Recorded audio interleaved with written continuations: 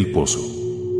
Jacob W. Audiocuento editado por Juan Pablo Flores Montaño. Para Cuentos Extraños, Weird Tales.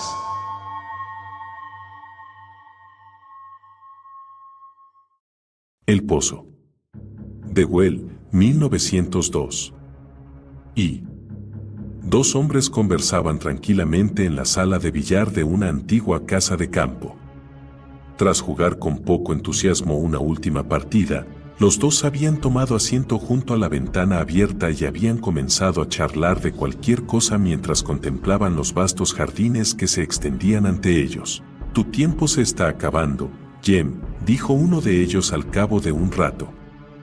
«De aquí a 6 semanas estarás más que harto de la luna de miel y comenzarás a maldecir a quien la inventó». Reclinándose ligeramente en su silla, Jem Benson estiró sus largas y entumecidas piernas y soltó un gruñido de disconformidad.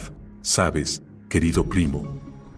Nunca he llegado a comprender del todo ese invento tan deplorable que es el matrimonio», continuó diciendo Wilfred Carr tras reprimir un bostezo.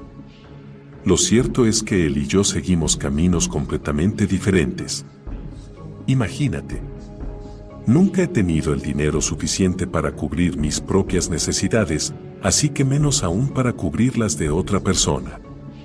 Claro que si yo fuese un hombre tan rico como tú quizá lo viese todo desde otro punto de vista». Aquellas últimas palabras de su primo resultaron por sí mismas tan elocuentes que Jem, absteniéndose de contestar, se limitó a darle una profunda calada a su cigarrillo y a seguir mirando por la ventana. «No obstante, aún sin ser tan rico como tú», continuó Carr observándole por entre sus párpados entrecerrados, «sigo avanzando a golpe de remo por el inmenso mar de la vida. Y, siempre que puedo, dejo mi barca atracada frente a la puerta de un amigo y entro en su casa para autoinvitarme a cenar». «Muy propio de ti, Wilfred», dijo Jem Benson sin dejar de mirar por la ventana. «Me imagino que, mientras te quede algún amigo que sea lo bastante necio como para seguir dirigiéndote la palabra, seguirás por el mismo camino». Esta vez fue Carr quien soltó un gruñido. «Bueno, dejémonos ya de bromas y hablemos en serio», repuso pronunciando muy despacio las palabras. «Eres un tipo con suerte, Jem. Un tipo con mucha suerte. Si alguien me dijese que hay en este mundo una mujer mejor que Olive, sería incapaz de creerle. Confieso que yo también», convino Jem sin inmutarse. «Se trata de una mujer verdaderamente excepcional», prosiguió Carr sin apartar los ojos de la ventana. «Es tan buena e inocente. Está completamente convencida de que eres todo un dechado de virtudes». Súbitamente, se echó a reír a carcajadas, pero el otro, muy serio, permaneció impasible. «Esa mujer posee un criterio verdaderamente curioso para diferenciar lo bueno de lo malo, ¿no crees?», añadió Carr con aspecto pensativo una vez hubo dejado de reír. «¿Sabes una cosa, querido primo? Estoy seguro de que si ella llegase alguna vez a enterarse de que antes tú no eras, de que antes yo no era, ¿qué?», estalló Benson volviéndose hacia él con ferocidad. «Vamos, dilo. De que antes yo no era, ¿qué?». «Todo lo que eres ahora», concluyó su primo con una maliciosa sonrisa. «Creo sinceramente que no dudaría en romper su compromiso contigo». «Procura hablar de otra cosa», dijo lentamente Benson. «Tus gracias no siempre resultan de buen gusto». Wilfred Carr se levantó y, tras coger de un estante un taco de billar, se inclinó sobre la mesa y se puso a practicar algunas de sus jugadas favoritas. «La otra única cuestión de la que puedo hablar en este momento es mi situación financiera», dijo lentamente mientras rodeaba la mesa. «Pues si de verdad tienes intención de hablar conmigo ya puedes ir pensando en otro tema de conversación», dijo Benson secamente. «Lo haría con mucho gusto, pero es que, verás, lo más curioso del caso es que ambas cuestiones se encuentran íntimamente relacionadas», continuó diciendo Carr mientras, dejando a un lado el taco de billar, se sentaba sobre el borde de la mesa y clavaba la mirada en su primo. Se produjo entonces un largo silencio, al cabo del cual Benson, tras arrojar por la ventana la colilla de su puro, se recostó en su silla y cerró los ojos. «¿Me sigues, querido primo?», preguntó finalmente Carr. Benzón abrió entonces los ojos y señaló con la cabeza hacia la ventana. ¿Y tú? ¿Quieres seguir el mismo camino que esa pobre colilla? Preguntó.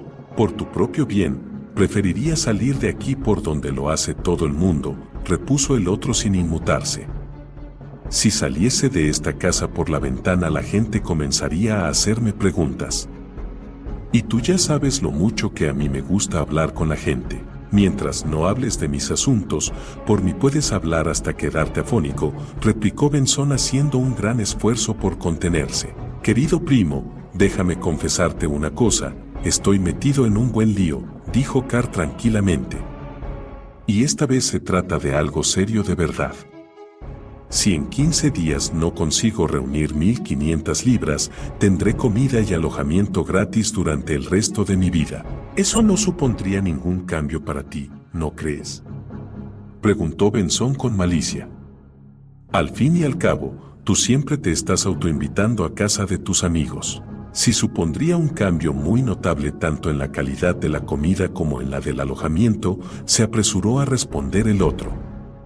Además, mi nueva dirección no hablaría muy bien de mí.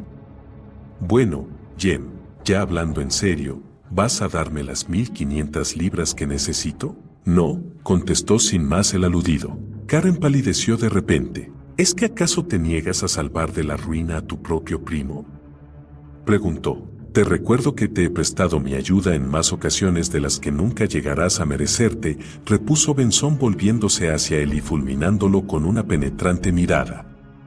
Y te recuerdo también que toda esa ayuda no ha servido absolutamente para nada. Si te has metido en un lío, sal de él por tus propios medios. No deberías ser tan aficionado a ir por ahí regalándole autógrafos a todo el mundo. Y menos aún si ese autógrafo aparece en un cheque emitido contra tu cuenta corriente. Admito que actuar así es una soberana estupidez, dijo Carr con cierta parsimonia. Pero si me ayudas esta vez te aseguro que no volveré a meterme en líos nunca más. Durante unos segundos guardó silencio, pero luego, esbozando una enigmática sonrisa, añadió. A propósito, y hablando de autógrafos, ¿sabes que tengo algunos a la venta? Sí, no te rías. Los autógrafos a los que me refiero no son míos. Ah, no. ¿Y de quién son, si puede saberse? Preguntó el otro. Tuyos. Benzón se puso en pie de un salto y, plantándose frente a su primo, lo atravesó con la mirada. ¿Qué demonios significa esto? Preguntó con voz sepulcral. ¿Chantaje? Llámalo como quieras, respondió Carr. Lo cierto es que tengo unas cuantas cartas de amor firmadas por ti que desde este mismo instante están a la venta por el módico precio de 1.500 libras. Y te advierto que sé de un hombre que estaría dispuesto a comprarlas por dicha cantidad con el único objetivo de arrebatarte a Olive. Pero no temas. Como buen caballero que soy, creo que lo más correcto es que te haga a ti la primera oferta. Si es cierto que tienes en tu poder ciertas cartas firmadas por mí, espero que seas lo bastante honrado como para entregármelas ahora mismo, dijo Benzón lentamente. Querido primo, esas cartas me pertenecen, repuso Carr con frivolidad. La mujer a la que se las escribiste me las entregó a mí personalmente. Por cierto, añadió sonriendo maliciosamente, déjame decirte que algunos de los fragmentos que contienen no son precisamente de muy buen gusto. Súbitamente, Benzón se abalanzó sobre él y, agarrándolo por el cuello de la chaqueta, lo tumbó sobre la mesa de billar. Dame esas cartas ahora mismo, dijo en un susurro acercando su rostro al de Carr. No las tengo aquí, repuso Carr forcejeando. ¿Acaso te crees que soy tan estúpido como para llevarlas encima? Suéltame. Suéltame o subiré el precio. Con un fuerte tirón, Benzón levantó a su primo y lo sostuvo un segundo entre sus poderosas manos con evidente intención de estrellarle la cabeza contra la mesa. Pero, justo en aquel momento, una sirvienta entró en la habitación y, al verles entregados a tan violenta actitud, se quedó petrificada junto a la puerta con expresión asustada. Benzón, desconcertado, aflojó entonces su presa y Carr, zafándose, se enderezó y volvió a sentarse sobre el borde de la mesa. La criada, todavía alarmada, se acercó lentamente a Benzón con unas cuantas cartas en la mano. Y así fue como se cometió el crimen, dijo entonces Benzón intentando disimular un poco mientras cogía las cartas que la sirvienta le ofrecía. Pues si en verdad fue así, no me extraña que luego le dieran su merecido al asesino, comentó Carr de manera insulsa siguiéndole la corriente a su primo. Y ahora, dime, ¿vas a entregarme esas cartas?, preguntó Benzón sin más una vez que la sirvienta hubo salido de la habitación. Siempre que pagues por ellas el precio que he mencionado antes, ten por seguro que sí, respondió Carr. No obstante, si vuelves a ponerme tus sucias manos encima, te juro por lo que más quieras que doblaré el precio. Y ahora, adiós. Creo que será mejor que te deje a solas durante un tiempo para que puedas pensar tranquilamente en tu respuesta. Tras coger un puro de una caja y encenderlo cuidadosamente, Carr abandonó la habitación. En cuanto la puerta se hubo cerrado a sus espaldas, su primo se acercó a la ventana, tomó asiento junto a esta y se quedó allí, observando el exterior y sintiendo como un silencioso pero no por ello menos terrible ataque de furia iba apoderándose poco a poco de él. En el aire limpio y fresco que llegaba desde el jardín flotaba un fuerte olor a hierba recién cortada. Cuando, unos momentos más tarde, a dicho olor se unió de repente el inconfundible aroma de un puro, Benzón se inclinó ligeramente hacia adelante para ver mejor. Pudo entonces divisar con claridad a su primo, que se alejaba de allí con paso lento y despreocupado. Al verlo, se levantó con expresión de disgusto y se encaminó hacia la puerta. Pero al llegar junto a esta se detuvo y, cambiando de opinión, regresó a la ventana, volvió a sentarse y permaneció unos instantes observando cómo la figura de su primo se iba alejando lentamente a la luz de la luna.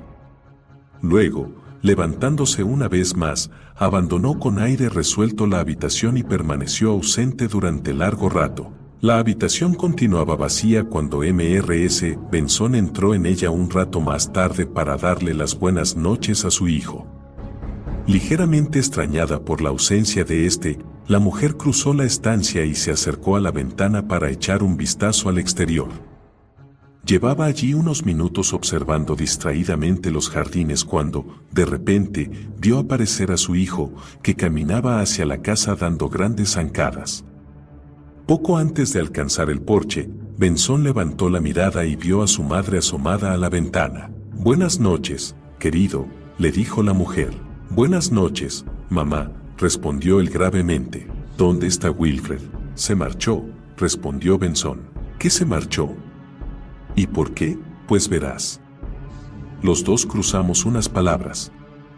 Él me pidió dinero otra vez y yo, por mi parte, le dije claramente lo que pensaba de él. Si quieres que te sea sincero, después de lo que los dos nos hemos dicho esta noche no creo que volvamos a verle por aquí. Pobre Wilfred. Suspiró Mrs. Benzón. Siempre anda metido en líos. Espero que no haya sido demasiado duro con él, querido. No más de lo que se merecía, mamá.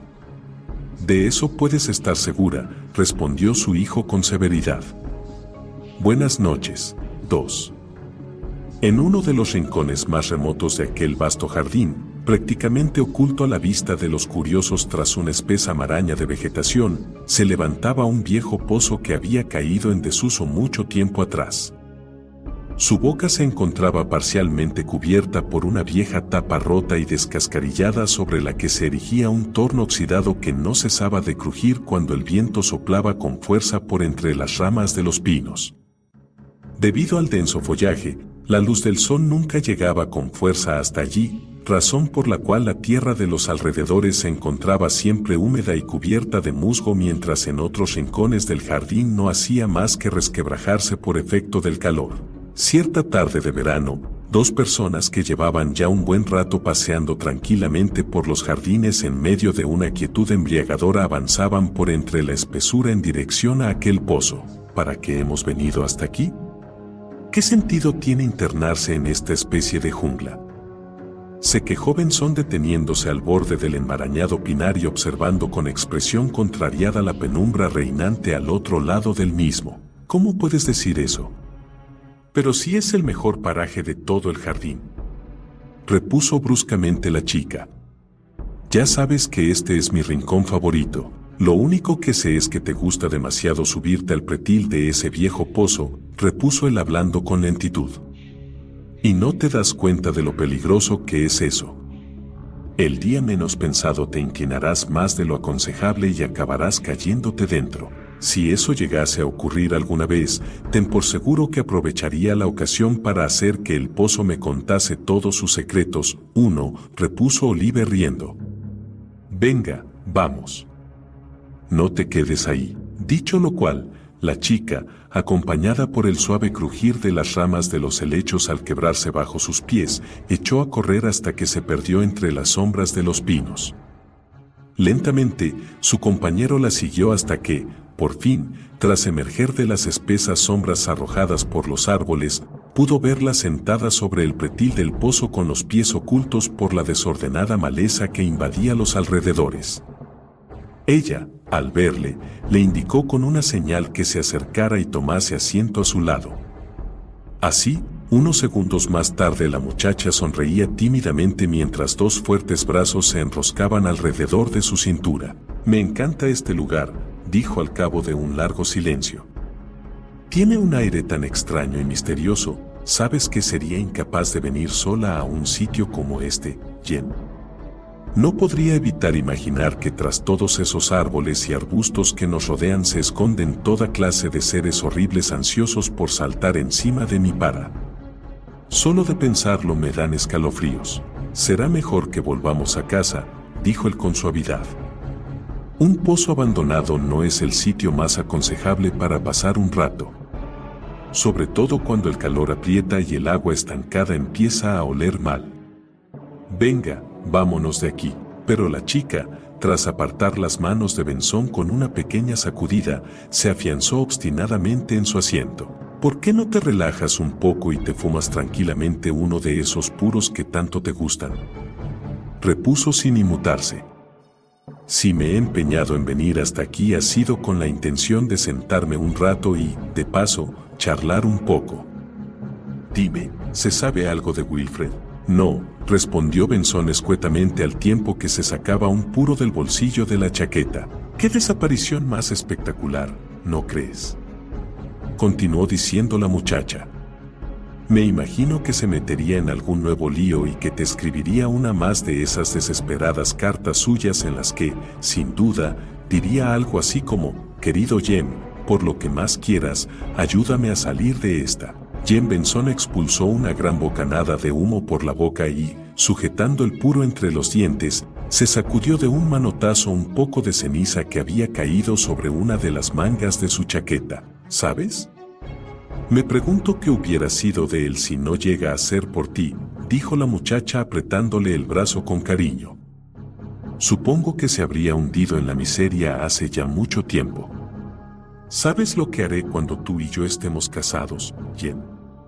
Me aprovecharé de que él y yo seremos parientes para soltarle un buen sermón. Es cierto que es un joven alocado e insensato que no piensa lo que hace, pero el pobre también tiene sus virtudes. Ah, ¿sí? Pues si las tiene, yo, desde luego, nunca he llegado a saber cuáles son, repuso Benson con súbita aspereza. Dios sabe que lo que digo es cierto. Wilfred no es tan mal chico, Jem. Sería incapaz de hacerle daño a nadie. En realidad, su único enemigo es él mismo, dijo la chica, algo sorprendida por aquel inesperado arranque de mal genio. Como se nota que no le conoces, repuso él con brusquedad. De ese mequetrefe puede uno esperarse lo peor. Sería capaz de chantajear a cualquiera. Sería capaz incluso de arruinar la vida de su mejor amigo con tal de obtener un beneficio. Te aseguro que no es más que un holgazán, un canalla y un embustero. La chica se volvió hacia Benson, clavó en él una mirada seria pero cargada de timidez, y se cogió tiernamente de su brazo sin decir una sola palabra. Los dos permanecieron así, sentados y en silencio, mientras la tarde iba poco a poco convirtiéndose en noche y la luz de la luna, filtrándose débilmente por entre las ramas cercanas, los iba envolviendo en una especie de halo plateado. En un momento dado, la muchacha apoyó la cabeza sobre el hombro de él y, con los ojos levemente entrecerrados, la dejó reposar allí. Hasta que, de pronto, soltó un grito y se puso en pie de un salto. ¿Qué ha sido eso?, preguntó, casi sin aliento. ¿Qué ha sido el qué?, preguntó a su vez Benson bajándose del pretil y agarrando a Olive fuertemente por el brazo. La muchacha contuvo la respiración y soltó un quejido. «Suéltame, Jem», dijo por fin. «Me estás haciendo daño». Él aflojó su presa. «¿Qué es lo que ocurre?», preguntó con suavidad. «¿Qué es lo que te ha asustado?». «No lo sé, Jem», respondió lentamente la chica poniéndole las manos sobre los hombros. «Supongo que aquellas palabras que dije antes, cuando estaba hablando de Wilfred, todavía resuenan en mis oídos y mi imaginación me ha jugado una mala pasada. Pero ha sido tan real. Me pareció oír claramente como alguien que se encontraba justo detrás de nosotros susurraba: «Ayúdame a salir de aquí, Jem». «Tienes razón, querida. Habrá sido tu imaginación», convino Benson. «A veces la imaginación nos gasta ese tipo de bromas». Sin duda alguna, lo que realmente te asustó no fue más que el efecto causado por la oscuridad que va creciendo por momentos y estos árboles de aspecto tan siniestro. Si quieres que te dé mi opinión, creo que lo mejor será que vayamos pensando en regresar a casa. No. Quiero quedarme aquí todavía un poco más, repuso la muchacha sentándose nuevamente sobre el pretil del pozo. No debería haberme asustado con tanta facilidad. En realidad, no debería asustarme de nada cuando tú estás conmigo, Jem. Yo soy la primera sorprendida por haberme portado como una tonta. Benson no respondió. Se limitó a permanecer de pie donde estaba, a un par de metros del pozo, como esperando a que la muchacha cambiase de opinión. ¿Por qué no te sientas aquí conmigo?, preguntó finalmente Olive dando unas suaves palmadas sobre el enladrillado con una de sus pequeñas y pálidas manos. Cualquiera diría que mi compañía no te hace mucha gracia. Lentamente, Benson obedeció y se sentó a su lado propinándole a su puro unas caladas tan potentes que la luz de éste le iluminó todo el rostro.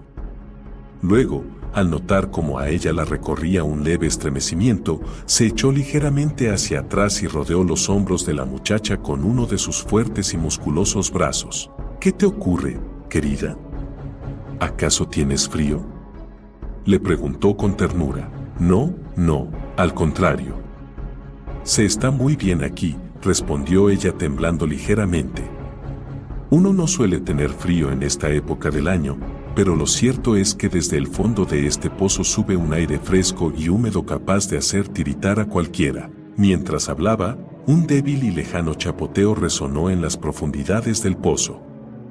Por segunda vez aquella tarde, Olive soltó un grito y se levantó de un salto. Pero, bueno, ¿qué te ocurre ahora?, preguntó Benson con voz preocupada. Poniéndose a su vez en pie, se acercó a la muchacha, la abrazó y, con ella entre sus brazos, se volvió para mirar hacia el pozo como si esperase ver emerger de él aquello que tanto la había asustado. «Oh, Dios mío. Mi pulsera», exclamó entonces Olive, alarmada. «La pulsera que me regaló mi pobre madre. La tenía hace un momento, estoy segura, y ahora no la llevo puesta. Debe de habérseme caído al pozo». «¿Tu pulsera?», repitió Benson, incrédulo. «¿Te refieres a tu pulsera de diamantes?». «Esa misma. La que perteneció a mi madre», respondió Olive. «Oh, Dios mío. Debe de haber algún modo de recuperarla, estoy segura. Siempre podríamos drenar el pozo, ¿verdad, Jem?». «Tu pulsera», repetía mientras tanto Benson con expresión estúpida y aturdida. «Jem», exclamó entonces la muchacha con voz temblorosa. «Jem, por lo que más quieras, háblame. ¿Qué es lo que te pasa?». Había una nota de profundo terror en su voz, pues su amado se había quedado de pie ante ella, completamente inmóvil, mirándola con expresión horrorizada. Aunque la luz de la luna incidía de lleno sobre su rostro crispado, la extrema palidez que lo cubría se debía sin duda a algún otro motivo desconocido, por lo que la muchacha, atemorizada, retrocedió temblando hasta el borde del pozo. Él, al verla de aquella manera, reunió todas sus fuerzas y, recobrando el control de sí mismo, se acercó a ella y le cogió la mano con ternura. «Pobre chiquilla mía», murmuró. «Me has dado un susto de muerte, ¿sabes? Cuando gritaste, yo estaba distraído mirando para otro lado, así que al oír tu grito no pude evitar pensar por un fugaz momento que te habías caído al interior de este pozo tan horrible». La voz se le quebró de repente. La muchacha, al verlo tan afectado, se lanzó en sus brazos y se aferró a él con fuerza. «Oh, vamos, vamos», dijo Benson cariñosamente. «No llores, pequeña. No llores. Mañana», dijo Olive entre sollozos y risas, «vendremos todos bien provistos de anzuelos y sedal y pasaremos el día aquí hasta que consigamos recuperar mi pulsera. Será como practicar un nuevo tipo de pesca». «No, querida. Debemos intentar recuperar tu pulsera de otra manera», dijo Benson. «Muy pronto volverás a tenerla en tus manos». «¿Cómo?», preguntó la muchacha, entusiasmada. «Ya lo verás», dijo Benson. «Mañana por la mañana, como mucho, la tendrás nuevamente contigo. Hasta entonces, prométeme que no le dirás a nadie que la has perdido». «Te lo prometo, Jem», dijo Olive, sorprendida. «Pero dime una cosa, ¿por qué no puedo decírselo a nadie?» «Pues, sin ir más lejos, porque esa pulsera es muy valiosa. Y, además, ¿por qué? En fin, Olive, ¿qué quieres que te diga? Hay muchas razones. Pero, por ejemplo, baste decir que, como prometido tuyo que soy, es mi obligación recuperarla para ti». «¿Me estás diciendo en serio que estarías dispuesto a bajar por ahí para ir en busca de mi pulsera?», preguntó la muchacha con cierta malicia. «Tú verás lo que haces, pero antes escucha esto». Olive se agachó, cogió una piedra y, acercándose a la boca del pozo, la dejó caer por él. «¿De verdad te apetece ir ahí abajo a reunirte con esa piedra?», dijo la muchacha asomándose al oscuro sumidero. «¿De veras quieres acabar chapoteando inútilmente como un ratón en el fondo de un cubo, buscando en vano asidero en paredes húmedas y resbaladizas y mirando con desesperación el pequeño círculo de cielo que asoma allá arriba, a lo lejos, sobre tu cabeza, mientras el agua empieza a inundar poco a poco tu boca? Será mejor que volvamos a casa cuanto antes», repuso Benson sin inmutarse. «Este lugar tan horrible parece estar despertando en ti un extraño gusto por lo morboso». La muchacha se volvió y, tomando el brazo que Benson le ofrecía, echó a andar en compañía de su prometido. Cuando ambos llegaron por fin a la casa, Mrs. Benson, quien se encontraba sentada en el porche esperándoles, se levantó para recibirles. «No deberías haber permitido que Olive estuviese fuera hasta tan tarde», reprendió la mujer a su hijo. «¿Puede saberse dónde habéis estado durante todo este tiempo?» «Hemos ido a sentarnos junto al viejo pozo», respondió Olive con una sonrisa. «Allí hemos estado hablando largo y tendido sobre nuestro futuro. No creo que sea ese precisamente el lugar más saludable para ir a sentarse un rato», dijo enérgicamente Mrs. Benson. «Las aguas estancadas suelen ser un foco de enfermedades.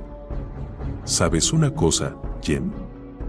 Deberíamos cubrir con cemento la boca de ese viejo pozo. Creo que con eso sería más que suficiente». «Es una idea estupenda, mamá», dijo lentamente su hijo. «Lástima que no se te haya ocurrido antes». Unos segundos más tarde, una vez que su madre y Olive hubieron desaparecido en el interior de la casa, Benson se sentó en la silla que la primera había dejado vacía y, dejando caer las manos a ambos lados con aire abatido, echó la cabeza hacia atrás y se puso a pensar. Al cabo de un rato se levantó con expresión decidida, subió al primer piso, abrió un pequeño trastero en el que la familia solía guardar todo tipo de artículos deportivos y, tras coger de allí un carrete de sedal y unos cuantos anzuelos, bajó sigilosamente las escaleras, salió al porche a hurtadillas y echó a correr por el jardín en dirección al pozo. Cuando llegó a las espesas sombras que separaban aquel rincón del resto del jardín, se detuvo a echar una furtiva mirada a las ventanas iluminadas de la casa. Nadie parecía haber advertido sus movimientos, así que, más decidido que nunca, continuó avanzando hasta que el pozo apareció por fin ante sus ojos. Una vez junto a él, se sentó sobre el pretil, sacó el carrete de sedal, lo desenrolló con sumo cuidado y comenzó a hacerlo descender hacia el fondo. Al principio, mientras permanecía allí sentado con los labios fuertemente apretados a causa de la tensión que le embargaba, no dejó de mirar una y otra vez a su alrededor con expresión asustada, como si esperase descubrir algo o alguien espiándole desde algún lugar oculto entre los árboles. Luego, al cabo de un rato bajando, subiendo y volviendo a bajar el sedal, llegó un momento en que, al tirar de él una de tantas veces, se escuchó un ligero tintineo metálico que parecía producido por algo que acababa de chocar contra la pared del pozo. Conteniendo fuertemente la respiración y dejando a un lado todos sus temores, procedió a recoger el sedal muy poco a poco, procurando evitar dar tirones bruscos que pudieran hacerle perder su preciosa pesca. Su pulso empezó entonces a latir cada vez con mayor velocidad y sus ojos relampaguearon de pura excitación. Poco después, conforme el sedal continuaba ascendiendo, comenzó a vislumbrar algo de lo que subía con él. Hasta que, finalmente, tras recuperar los últimos metros, descubrió que, en vez de una pulsera, lo que había capturado no era más que un herrumbroso manojo de llaves. Con un débil grito de desesperación, cogió de un tirón aquellas llaves y, resoplando pesadamente, las arrojó con rabia al fondo del pozo. Durante unos instantes ni el más leve sonido se atrevió a quebrantar el silencio sepulcral de la noche. Luego, reaccionando, Benzón comenzó a caminar a grandes zancadas arriba y abajo hasta que, una vez desentumecidas sus largas piernas, regresó junto al pozo para reanudar su tarea. Durante más de una hora estuvo sondando el fondo sin obtener el menor resultado. Eclipsados todos sus miedos gracias a sus ansias por encontrar lo que buscaba, se enfrascó tanto en aquella inusual modalidad de pesca que durante todo aquel tiempo apenas levantó la vista del oscuro agujero. Aunque el anzuelo llegó a enredársele en un par de ocasiones, se las apañó, no sin grandes dificultades, para soltarlo. Sin embargo, cuando se le enredó por tercera vez, todos sus desesperados esfuerzos por liberarlo resultaron inútiles. Así que, al cabo de un rato, dándose definitivamente por vencido, arrojó el sedal con rabia al interior del pozo y, con la cabeza gacha, emprendió el camino de regreso. Antes de entrar en la casa, no obstante, decidió pasarse un momento por los establos. Luego, una vez hubo solucionado allí un par de cuestiones, se retiró por fin a su habitación, en cuyo interior se demoró todavía unos minutos paseando angustiado de uno a otro rincón. Finalmente, exhausto, sin molestarse siquiera en quitarse las ropas que había llevado puestas durante todo el día, se arrojó sobre la cama y se hundió en un agitado y turbulento sueño. 3. Unas horas más tarde, mucho antes de que el resto de los habitantes de la casa se despertasen, Benzón se levantó y se deslizó sigilosamente escaleras abajo mientras la luz del sol, que comenzaba ya a asomar por cada resquicio de la casa, trazaba largas franjas de luz que atravesaban de un extremo a otro las habitaciones todavía en penumbra. Cuando se asomó al comedor, se sorprendió al ver el ambiente tan sombrío y triste que reinaba en aquel momento en el interior a pesar de que las primeras luces de la mañana comenzaban ya a filtrarse por las rendijas de las persianas. Súbitamente, aquello le recordó a la noche en que murió su padre. Ahora, al igual que entonces, todo cuanto allí había parecía cubierto por una especie de halo espectral que resultaba de lo más inquietante. Incluso las sillas, que seguían tal y como sus ocupantes las habían dejado la noche anterior, parecían compartir en silencio aquella extraña sensación. Lentamente, Procurando hacer el menor ruido posible, Benson abrió la puerta principal y salió de la casa. Fuera, el sol de la mañana relucía sobre la vegetación cubierta de rocío mientras una ligera neblina flotaba sobre los jardines describiendo lentos y perezosos círculos. Durante unos instantes, Benson permaneció allí de pie, aspirando profundamente el aire frío de la mañana.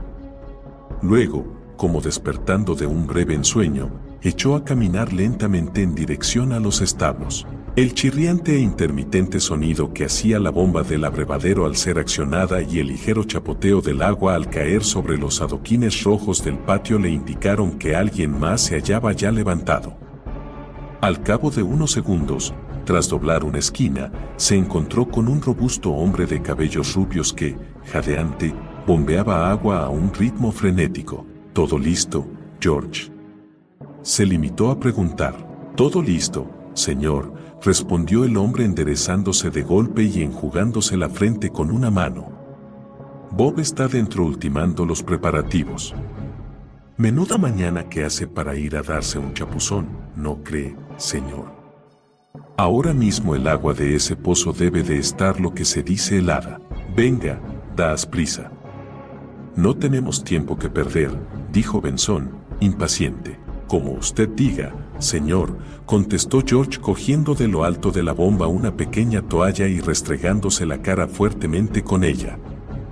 «Date prisa, Bob», exclamó luego volviéndose hacia la puerta de uno de los establos. Como en respuesta a sus palabras, un hombre apareció por aquella puerta cargado con un grueso rollo de cuerda y llevando en la mano un enorme candelabro de metal. «Es solo para comprobar si hay aire dentro del pozo», se apresuró a decir George, que había advertido la mirada extrañada de su señor al ver el candelabro.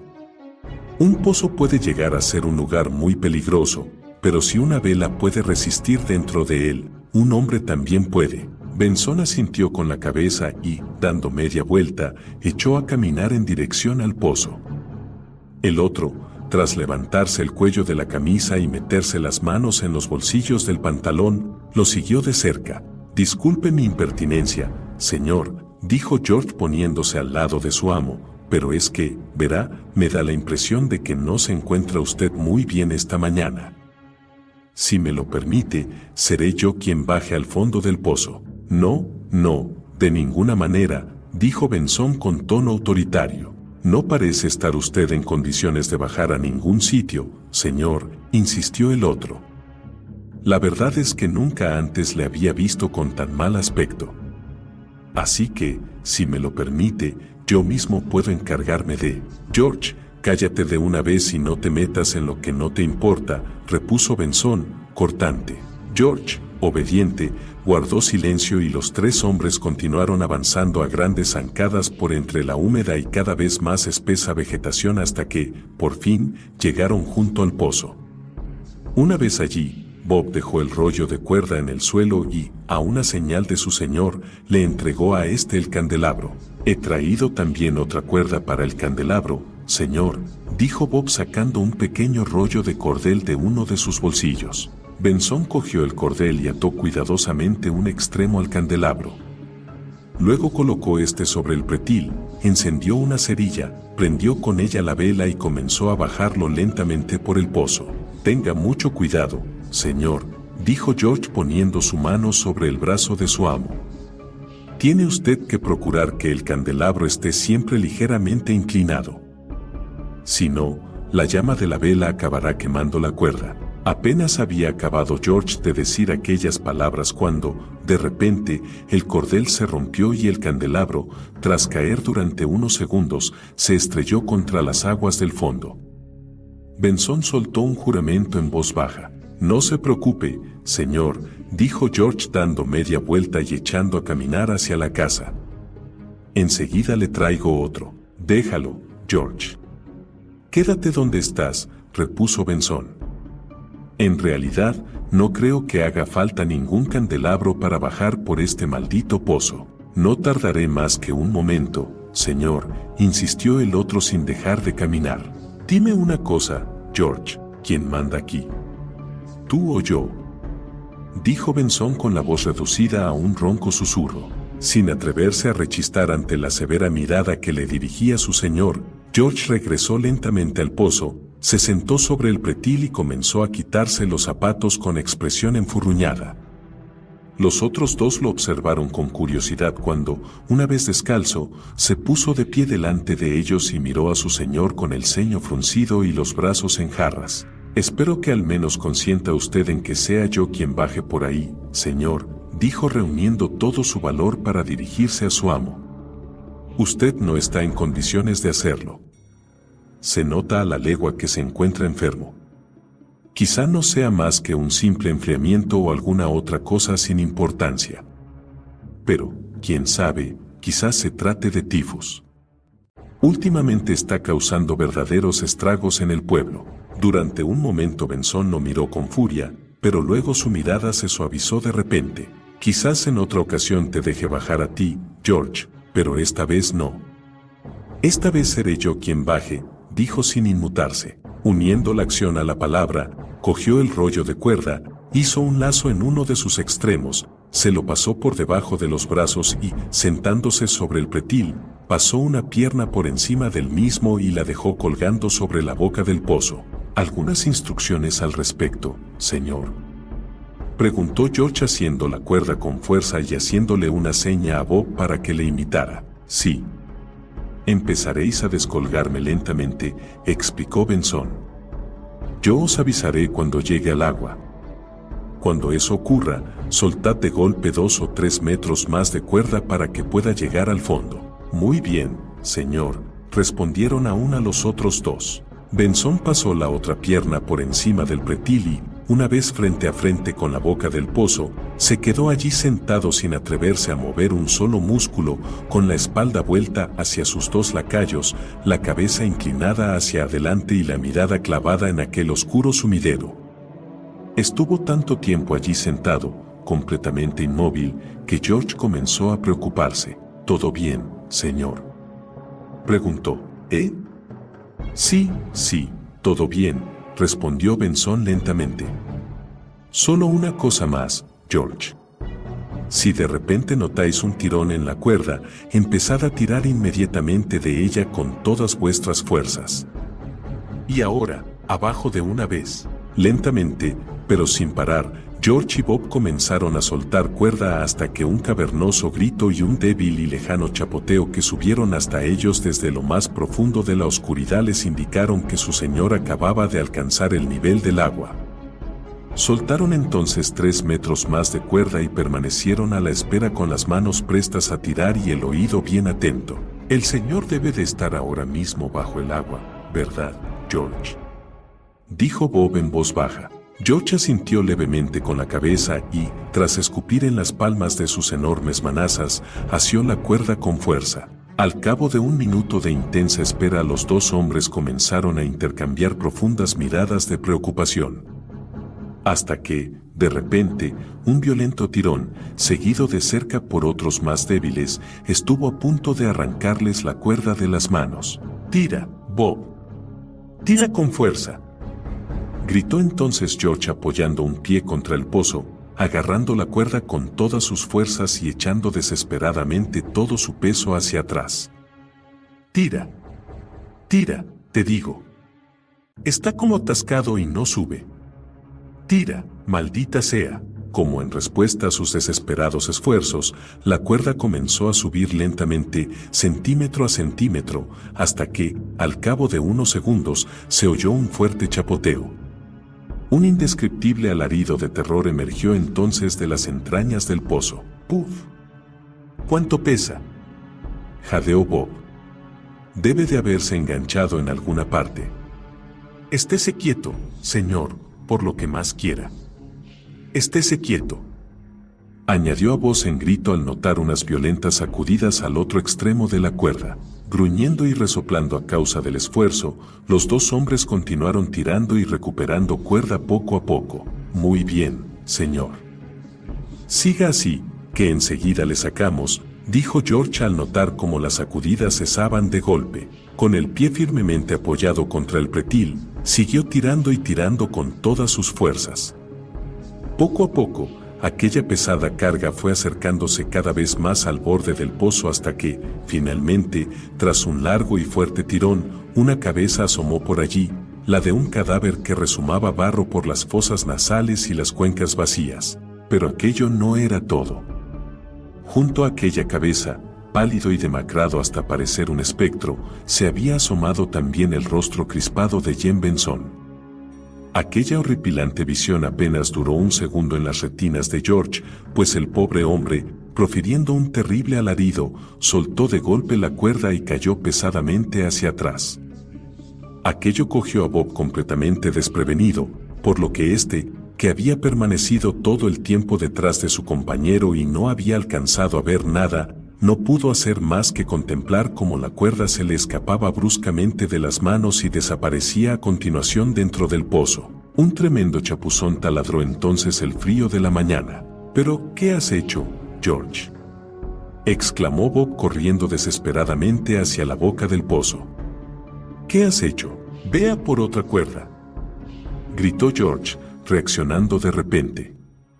«Vamos. Deprisa. No hay tiempo que perder». Dicho lo cual, Bob echó a correr hacia la casa gritando a pleno pulmón. George, mientras tanto, se inclinó sobre el pretil y comenzó a llamar desesperadamente a su señor. Pero, aparte del eco que ascendía de las entrañas del pozo, la única respuesta que obtuvo fue el silencio.